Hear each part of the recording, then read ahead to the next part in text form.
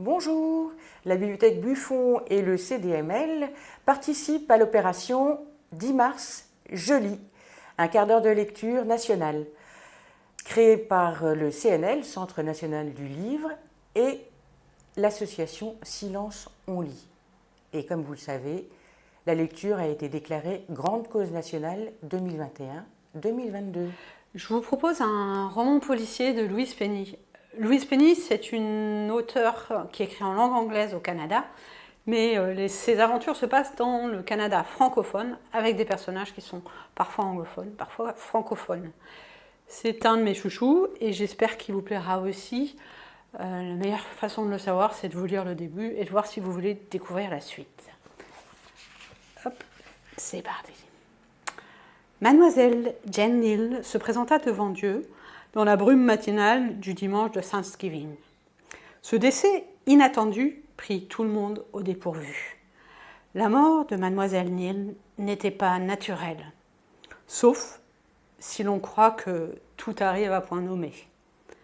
Si c'est le cas, Jane Neal avait passé ses 76 années à s'approcher de ce dernier instant où la mort vint à sa rencontre, dans une érablière au ton ardent, près du village de Three Pines.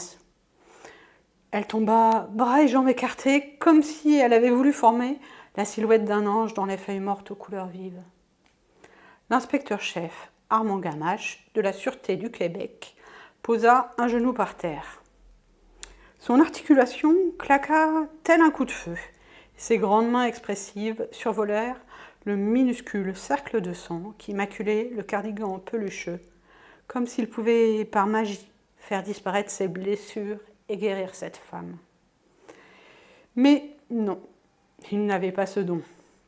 Heureusement, il en avait d'autres. L'odeur de naphtaline qu'il associait à sa grand-mère lui monta au nez. Les yeux doux et bienveillants de Jane le regardaient fixement, comme étonné de le voir là.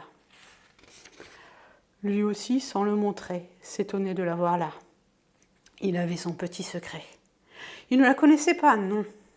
Son petit secret, c'était que, à la cinquantaine bien sonnée, passé le sommet d'une longue carrière qui paraissait en perte de vitesse, il s'étonnait toujours devant la mort violente. C'était une étrange réaction de la part du chef de l'escouade des homicides, mais elle expliquait peut-être en partie pourquoi il ne s'était pas hissé davantage dans le monde cynique de la sûreté. Gamache espérait toujours qu'on se soit trompé et qu'il n'y ait aucun cadavre. Mais Mademoiselle Neal était de plus en plus rigide, cela ne faisait aucun doute. Se redressant à l'aide de l'inspecteur Beauvoir, il boutonna son Burberry doublé pour se protéger du froid d'octobre et s'interrogea. Je vous laisse découvrir sur quoi il s'interroge. Le destin de Fausto. Une fable en images d'Oliver Jeffers.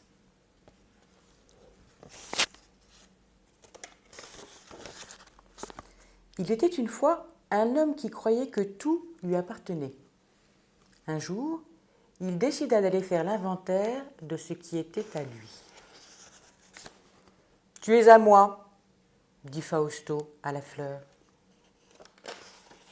« Oui », dit la fleur, « je suis à toi. » Rassuré, Fausto se remit en marche.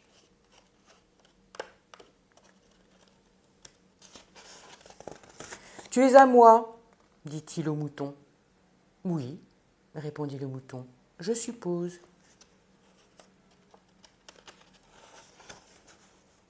Satisfait, Fausto continua son chemin.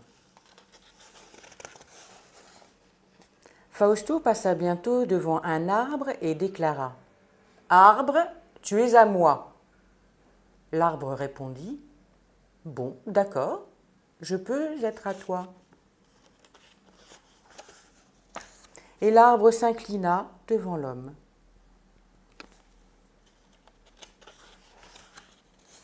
Fier, Fausto repartit, heureux d'être le propriétaire d'un mouton, d'une fleur et de son arbre.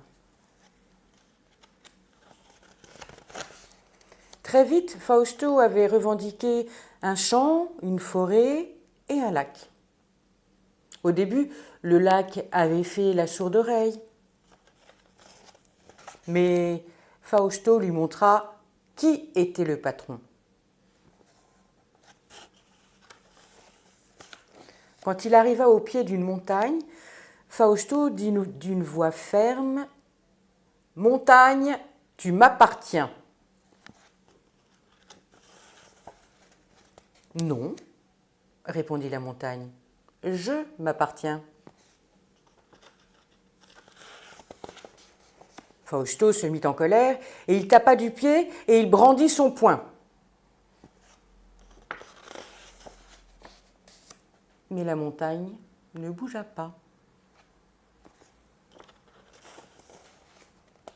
Vous n'imaginez pas à quel point Fausto s'emporta. Il finit par montrer à la montagne qui était le patron. Finalement,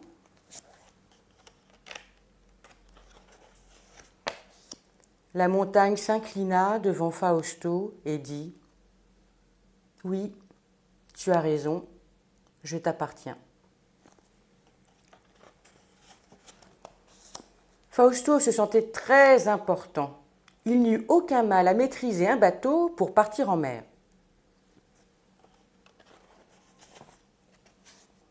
Car une montagne, un lac, une forêt, un champ, un arbre, un mouton et une fleur ne lui suffisaient pas.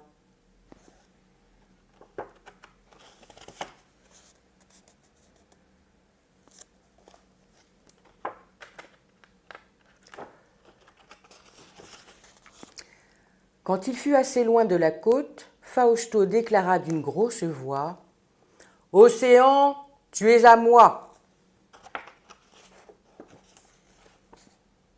Mais l'océan ne répondit pas.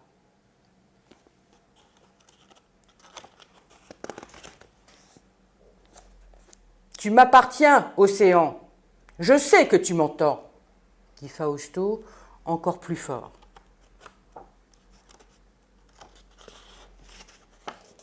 Au bout d'un moment, l'océan dit doucement « Je ne t'appartiens pas. » « Tu as tort, tu es à moi !» insista Fausto, sans savoir où regarder car la voix semblait venir de partout.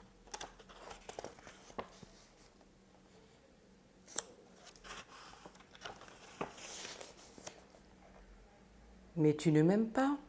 dit l'océan. « Tu as encore tort !» dit l'homme. « Je t'aime beaucoup. » Mais Fausto mentait, et l'océan le savait.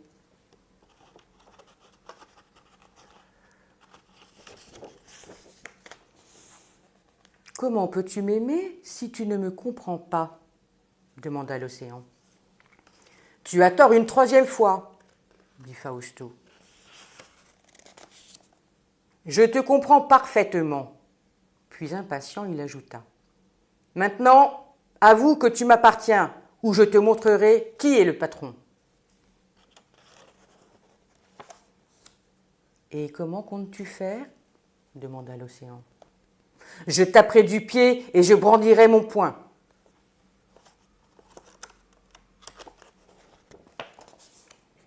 « Si tu veux taper du pied, viens me montrer comment tu fais pour que je comprenne. » Alors, pour affirmer sa colère et son importance, Fausto enjamba le bastingage pour taper du pied sur l'océan.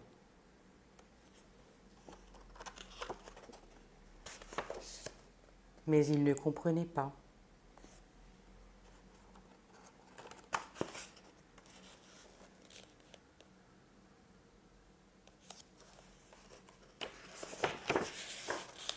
Et il ne savait pas nager.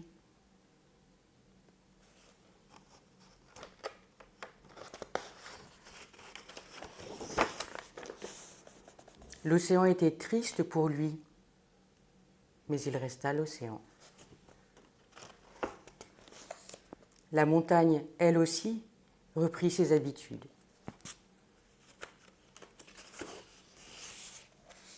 Le lac et la forêt, le champ et l'arbre, le mouton et la fleur continuèrent comme avant. Car le destin de Fausto ne leur importait pas.